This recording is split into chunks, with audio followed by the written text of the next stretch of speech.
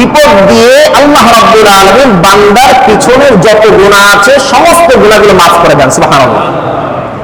আল্লাহর নবী বিশ্বনবী মুহাম্মদুর রাসূলুল্লাহ সাল্লাল্লাহু আলাইহি ওয়াসাল্লাম বলেছেন, ইদা কাসুরাত যুনুবুল আবদি ওয়া লাম ইয়াকুন লাহু মা ইউকাফফিরুহা মিনাল আমাল ইবতালাহু আল্লাহু বিল হুজনি লিইউকাফফিরাহা আন। বিশ্বনবী মুহাম্মদুর রাসূলুল্লাহ সাল্লাল্লাহু আলাইহি ওয়াসাল্লাম বলেছেন, বান্দার গুনাহ যখন বৃদ্ধি পেয়ে যায় আর তার এই গুনাহগুলো মুছে দেওয়ার জন্য কোনো নেক আমল যখন বাকি থাকে না, আল্লাহ রাব্বুল আলামিন তাকে বিভিন্ন ধরনের টেনশন, পেরেশানি, রোগ ব্যাধি, বালা মুসিবতের মাধ্যমে পাকড়াও করেন। একটা পর্যায়ে আল্লাহ রাব্বুল আলামিন বান্দার পিছনের সমস্ত গুনাহগুলো মাফ করে দেয়। বলেন সুবহানাল্লাহ। তাহলে এই যে বিপদ আপদ, রোগ ব্যাধি, এটা কি আমাদের অকল্যাণের জন্য না কল্যাণের জন্য? আবার বিশ্বনবী মুহাম্মদুর রাসূলুল্লাহ সাল্লাল্লাহু আলাইহি ওয়াসাল্লাম বলেন, মা ইউসিবুল মুমিন মিন ওয়াসাবিন ওয়ালা ওয়াসাবিন ওয়ালা সুকমিন ওয়ালা হুজনিন হাত্তা আল-হাম ইয়াহুম্মুহু ইল্লা কুফরা বিহি আন সাইয়্যাতিহি। বিশ্বনবী মুহাম্মদুর রাসূলুল্লাহ সাল্লাল্লাহু আলাইহি ওয়াসাল্লাম বলেছেন, মুমিন বান্দা যে রোগাক্রান্ত হয়, বালা মুসিবত, বিপদ আপদের মধ্যে পতিত হয়, এই সমস্ত রোগ ব্যাধি, বালা মুসিবত, চিন্তা পেরেশানি, হাত্তা শাওকা ইউশাকুহা, এমনকি মুমিন বান্দার শরীরে যদি, পায়ে যদি একটা কাঁটাও ফুটে, এই কাঁটা ফুটার কারণে আল্লাহ রাব্বুল আলামিন তার পিছনের গুনাহগুলো মাফ করে দেয়। বলেন সুবহানাল্লাহ। আল্লাহ রাব্বুল আলামিন মুমিন বান্দাকে মহব্বত করেন, মুমিন বান্দাকে ভালোবাসেন বিধায় আল্লাহ রাব্বুল আলামিন মাঝে মধ্যে বিপদ আপদ দেন, বিপদ আপদ দিয়ে আল্লাহ রাব্বুল আলামিন তার পিছনের গুনাহগুলো মাফ করে থাকেন। সুবহানাল্লাহ। মুমিন বান্দাকে বিপদ দেওয়ার 4 নম্বর কারণ হলো তার সম্মান আর মর্যাদাকে বুলন্দ করে দেওয়া। বলেন সুবহানাল্লাহ। হাদিস শরীফের মধ্যে আসছে, বিশ্বনবী মুহাম্মদুর রাসূলুল্লাহ সাল্লাল্লাহু আলাইহি ওয়াসাল্লাম বলেন, ইন্নার রাজুলা লা ইয়াকুনু লাহুল মানজিলাতু ইনদাল্লাহি সুবহানাহু ওয়া তাআলা। আল্লাহর হাবিব সাল্লাল্লাহু আলাইহি ওয়াসাল্লাম বলেন, বান্দার জন্য, মুমিন বান্দার জন্য আল্লাহ রাব্বুল আলামিনের কাছে একটা সম্মান, একটা মর্যাদা, একটা স্তর রয়েছে, কিন্তু সেই মর্যাদা পর্যন্ত সে তার নেক আমলের মাধ্যমে পৌঁছাইতে পারে না।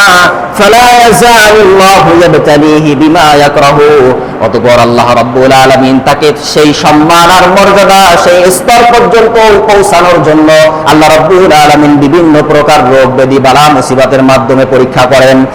রাসূলুল্লাহ সাল্লাল্লাহু আলাইহি ওয়াসাল্লাম বলেন, হাত্তা ইউবাল্লিগাহু ইয়াহা। একটা পর্যায়ে আল্লাহ রাব্বুল আলামিন তাকে সেই সম্মান আর মর্যাদার স্থান পর্যন্ত পৌঁছে দেন। বলেন সুবহানাল্লাহ। তাহলে এই রোগ ব্যাধি, বালা মুসিবত, এটা কি আমাদের অকল্যাণের জন্য না কল্যাণের জন্য? কল্যাণের জন্য। প্রিয় ভাইরা আমার, এছাড়া 5ম নম্বর কারণ হলো, অর্থাৎ মুমিন বান্দাকে আল্লাহ তাআলা যে সমস্ত রোগ ব্যাধি, বালা মুসিবত, প্রাকৃতিক দুর্যোগ দিয়ে থাকেন, এর 5 নম্বর কারণ হলো গুনাহের কারণে শাস্তি স্বরূপ দিয়ে থাকেন। কিসের কারণে? গুনাহের কারণে। আল্লাহ তাআলা মাঝে মধ্যে গুনাহের কারণে শাস্তি স্বরূপও আল্লাহ তাআলা মুমিন বান্দাকে এই রোগ ব্যাধি, বালা মুসিবত, প্রাকৃতিক দুর্যোগ দিয়ে থাকেন। যেমন আল্লাহ রাব্বুল আলামিন সূরাতুল রুমের 41 নম্বর আয়াতে কারীমের মধ্যে জানিয়ে দিচ্ছেন, ظهر الفساد في البر والبحر بما كسبت أيدي الناس ليذيقهم بعض الذي عملوا لعلهم يرجعون। আল্লাহ তাআলা বলেন, জল এবং স্থলে যত বিপর্যয় হয়, যত দুর্যোগ হয়, যত বালা মুসিবত আসুক না কেন, যত বিপদ আপদ আসুক না কেন, সবগুলো মানুষের কৃতকর্মের কারণে, মানুষের হাতের কামাইয়ের কারণে মানুষ গুনাহ করে। এই জন্য আল্লাহ রাব্বুল আলামিন জল এবং স্থলে এই সমস্ত বিপর্যয় দিয়ে থাকেন। লিযিকাহুম বা'দাল্লাযী আমিলু, যাতে করে তারা তাদের পাপের প্রায়শ্চিত্ত করে আল্লাহর পথে ফিরে আসতে পারে। বলেন সুবহানাল্লাহ। আল্লাহ তাআলা আমাদের সব গুনাহের কারণে পাকড়াও করেন না, করেন নাকি? আল্লাহ যদি সব গুনাহের কারণে আমাদেরকে পাকড়াও করতেন, তাহলে এই পৃথিবীতে কোনো কিছু অবশিষ্ট থাকতো না, সবগুলো আল্লাহ তাআলা ধ্বংস করে দিতেন, ঠিক কি না? বলছেন, আল্লাহ রাব্বুল আলামিন বলছেন, ওয়ালাউ ইউআখিযুল্লাহু النَّاسَ بِظُلْمِهِمْ مَا تَرَكَ عَلَيْهَا مِنْ دَابَّةٍ وَلَكِنْ يُؤَخِّرُهُمْ إِلَى أَجَلٍ مُّسَمًّى। আল্লাহ তাআলা বলছেন, শোনো, আল্লাহ তাআলা যদি মানুষের জুলুমের কারণে, মানুষের অবাধ্যতার কারণে, মানুষের অপরাধের কারণে, গুনাহের কারণে যদি সবাইকে পাকড়াও করতেন, সব গুনাহের কারণে যদি আল্লাহ রাব্বুল আলামিন পাকড়াও করতেন, মা তারাকা আলাইহা মিন দাব্বাহ, তাহলে পৃথিবীতে কোনো প্রাণী, কোনো চতুষ্পদ প্রাণী আল্লাহ তাআলা অবশিষ্ট রাখতেন না, সব ধ্বংস করে দিতেন। কিন্তু আল্লাহ তাআলা সব অপরাধের কারণে পাকড়াও করেন না। মাঝে মধ্যে আল্লাহ পাক রব্বুল আলামিন কিছু কিছু গুনাহের কারণে বান্দাদেরকে শাস্তি দিয়ে থাকেন, আর বাকি গুনাহগুলো আল্লাহ তাআলা এমনি মাফ করে দেন। যেমন আল্লাহ রাব্বুল আলামিন সূরাতুশ শূরা 30 নম্বর আয়াতে কারীমার মধ্যে বলছেন, وما أصابكم من مصيبة فبما كسبت أيديكم ويعفو عن كثير।